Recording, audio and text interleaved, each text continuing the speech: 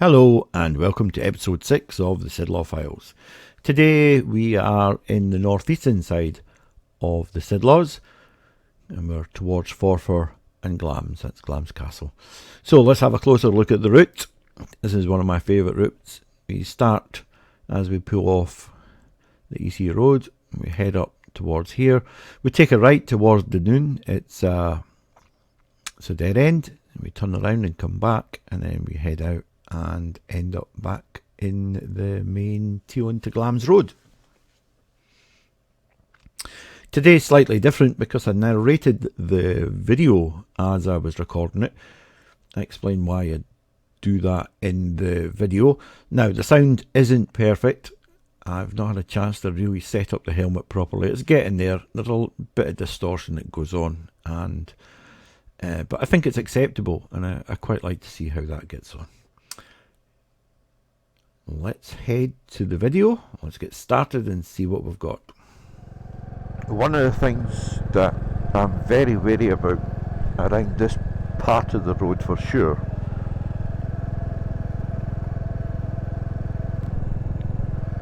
are deer. It's quite a thick forest there. It goes all the way up and around. You can see it around there, and several times deer have just appeared from nowhere.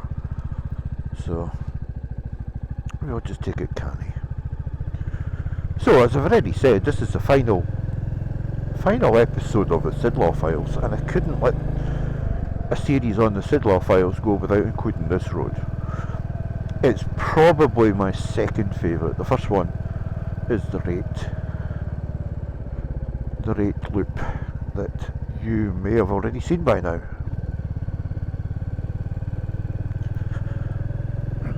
In the summertime when I came up here, there was dozens of pheasants, young pheasants, clearly recent hatchlings, on this bit of the road. And I mean dozens, there was really dozens. And of course they're not the brightest of birds.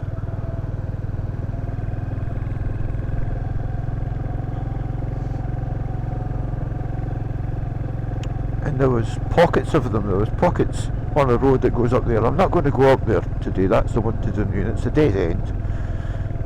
And there was one on the left, and I'll point out where that was. But clearly the hatching season was in full flow.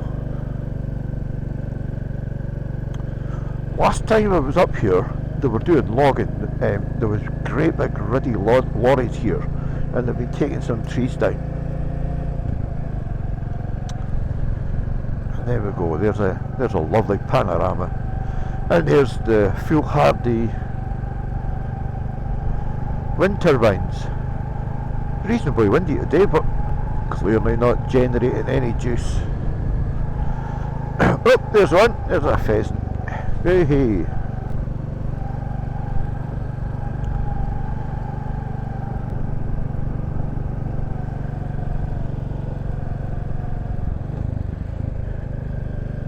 Here we go. So you can see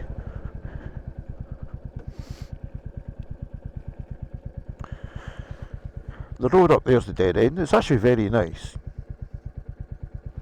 In fact, I'll tell you what, I've got time. Let's go up there. Let's have a little bimble up and see what it looks like. Because actually, thinking about it, I have never recorded this route. So that's a bit of a first. It's a dead end, like I say, but it takes us through the hills. You get a great view. This is my kind of ride. There's a chap who I follow on YouTube, Lanes Explorer. Hello, Lanes Explorer. I love your videos. I love bimbling about on the motorbike, looking at the views. He's recently added chat to his videos, and the stories he tells are captivating. Well, they are to me anyway. I think they'll be captivating to a certain age group. I don't think there's another pheasant just across us. I don't think the younger age group really appreciate some of this stuff. But you keep it up, sir. I love your videos. And the Bertie bonus is the lad's into model boats. Now, I've done radio control models when I was young, when I had time. I had boats. There we are, there's a wind farm, doing Sidlaw. Looks like pheasants on the right. There's a couple of them. There we go. Yeah. Yeah, loved the radio control models, the early days. The FM radio sets, the basic speed controllers. I did model boating. I then went on to flying mainly radio controlled helicopters, the early days, the Morleys. The Hughes 300 was my very first one. It comes in bits, it's plastic bits, and you got to build it and set it up.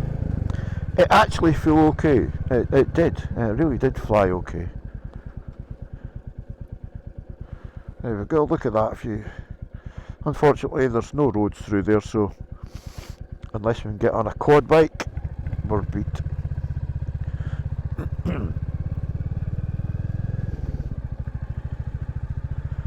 And the same on the right, so rolling hills all around us. Yeah, so the radio control models. Flew the Morley. I then went on to the shuttles. I had a shuttle for many, many years. I then got a Morley Augusta for my 40th birthday. That shows you how long ago it was. And yeah, that flew like a pig. I think I've already said in the video. So one thing you're not getting from this video is the odour. It's a country smell, but you get used to it. So when I was 16, little story for you while we're looking at all this beautiful scenery and bumbling through. When I was 16, I was learning to be an electrician. I was an apprentice, and I got sent to a job with the Journeyman. There's a shame. To a pig farm at Teeling, Muirapert I think it was called. In fact I know it was called Muirapert. And the urine from the pigs was so acidic that it melted the end caps on the light fittings. It was fluorescent light fittings in those days. It bunged up the extractor fans to move air about within the building on the roof, and for 2 weeks myself and the journeyman were replacing end caps. Right, I think this is the end of the road actually. In fact it is the end of the road.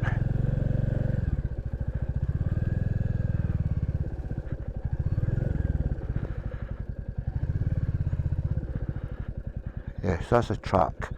I'm not going to go down there. No, I'm not going to go down there. That's a track. So, there's the coos.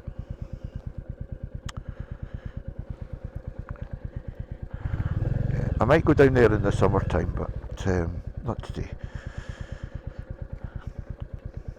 In any case, here we go. This is the weather up here on the farms.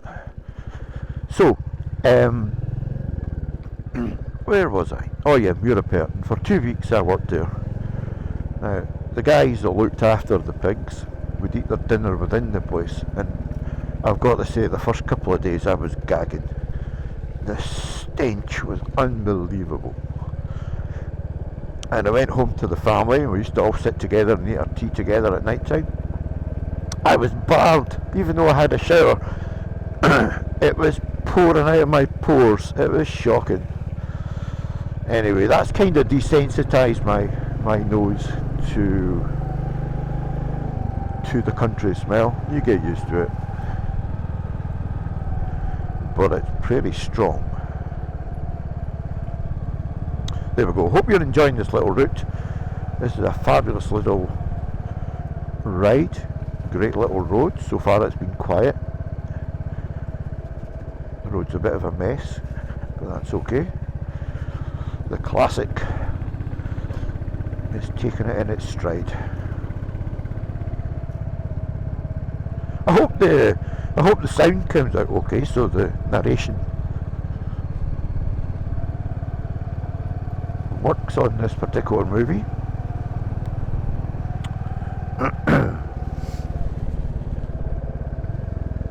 Right, let's take our time round here. I'm actually very happy I've come down this route now.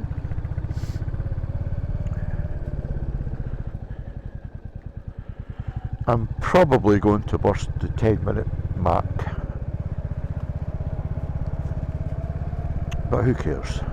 It's the final one, and not many people watch this kind of stuff anyway, so it matters not. But for those of you who stick with it, I hope you're enjoying it, because I'm enjoying the ride. It's not cold. I would say it's about 9 or 10 degrees.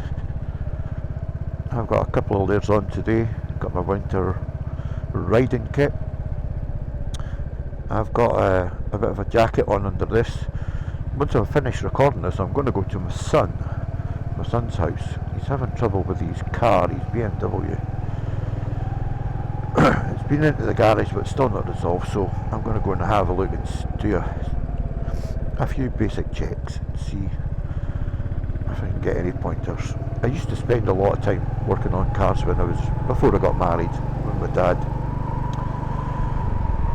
But of course today's modern beasts are a different cup of tea. His car, he's had it for a long time. It's a 2011 car, 3 Series of some description, petrol engine, 2 litre, hardly done any miles, and in very good condition, so I'm hoping its technology doesn't defeat me. Not like today's beasts. So we're away to head through a very, very picturesque part of the road. Now, you can see the size of the forest, and that's where the deer, so they were way down at the bottom of the forest, and it comes all the way up here and it goes for a couple of miles down the road there.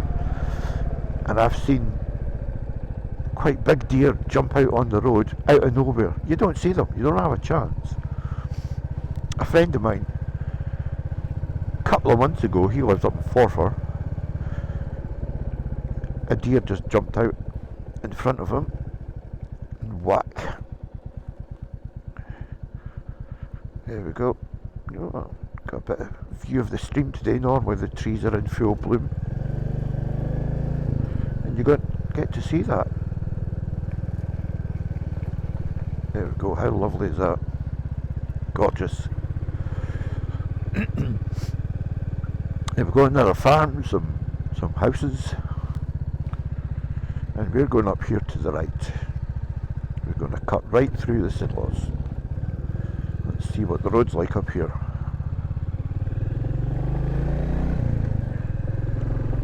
There we go. There's the wind farm folly, producing sod all today.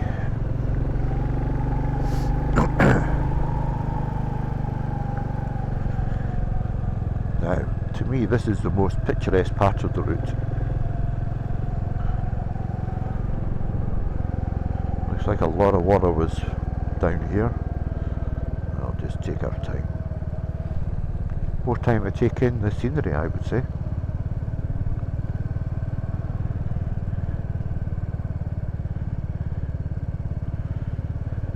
Another couple of farmsteadings down this way.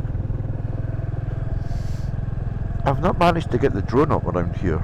That's something I'm going to rectify in the better weather. Although I probably could have brought it today, but I wasn't really thinking.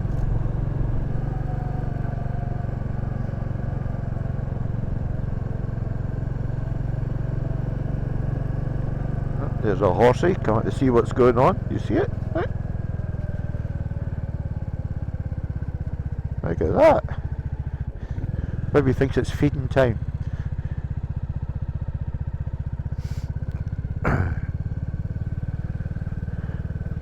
Oops. Little shuffle there. With all the grip. That was fine though. Just let the bike do its own thing. It'll find a grip. Now if I went round that corner at a little bit more speed, another angle, it might not come out so well. And I want to take my precious classic 350 home in one piece. So this part here, oops, there's a lad in a bike. There we go. To you, sir. There was also dozens of pheasants around this part. Incredible sight, absolutely incredible. And they didn't really run away, to be honest with you. I think they were too stupid because they were really young. Now, I did film it, and when I was thinking about the series, I thought, that's the film I'm going to use. But can I find it? I think, I can't remember, but I've actually deleted quite a lot of footage that I didn't think quality wise was there for me. And when I do a run like this, there's times when I go, no, I don't need this, because I can come back to it again. And I must have deleted it because I've went through. Yep, there's a little pheasant.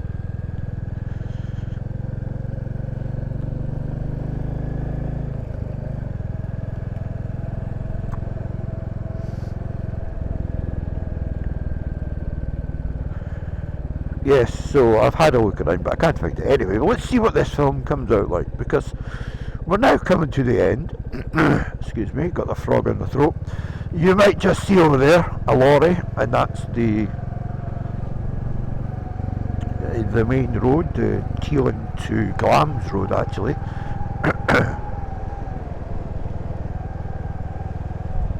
Better turn off the indicator, eh? So I really hope that you have enjoyed this little short series. There are dozens of roads, more roads, giving you similar experiences. These are the best ones in my opinion, although there are still a few that I might have been able to include, but I think 6 actual videos of the road driving is more than enough for the series.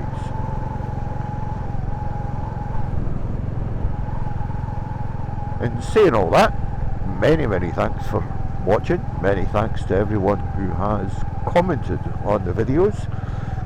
It's nice to get a bit of feedback on videos that I'm actually making for YouTube for a change, rather than just my own personal consumption. And with that, as we come to the main road, bye bye for now, and cheerio!